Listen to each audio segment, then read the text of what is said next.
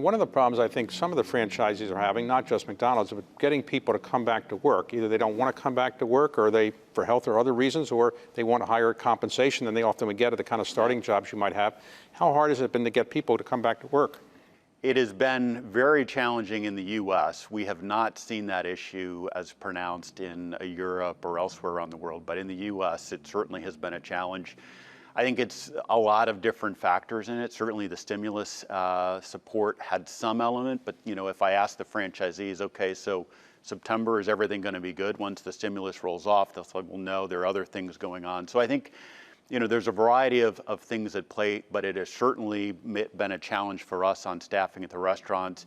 And it's putting pressure on wages, which is what you see in any kind of capitalist system. So employers like McDonald's are now having to pay more on wages. We announced in our company-owned restaurants sort of an across-the-board minimum 10% wage increase. That has been carried forward by many of our franchisees. And I think we're just having to get creative about how do we get people to come and interview for a job at McDonald's. And you're seeing our franchisees do things like, hey, $50 for an interview, or free iPhone after 90 days. I mean, that's sort of all the things that we're having to come up with right now to make sure we can staff the restaurants. But most of the people who are young who do work at McDonald's, are they minimum wage people and they go up for minimum wage, or are you above the minimum wage, the legal minimum wage now? Yeah, we're above the legal minimum wage, so it's $7.25, and there are very few places these days that you can be competitive in the marketplace paying the federal minimum wage.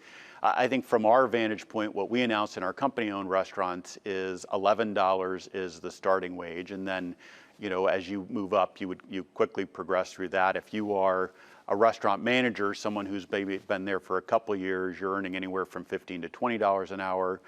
And I think that's been largely, you're seeing a similar type of thing with our franchisees. So while we don't collect information around what is, the average wage paid by our franchisees, I would expect it's probably about $10 that we're paying right now, just because, again, the marketplace is driving it. And I think that's always been one of the questions is this something that you want to be legislated or want it to be in the marketplace?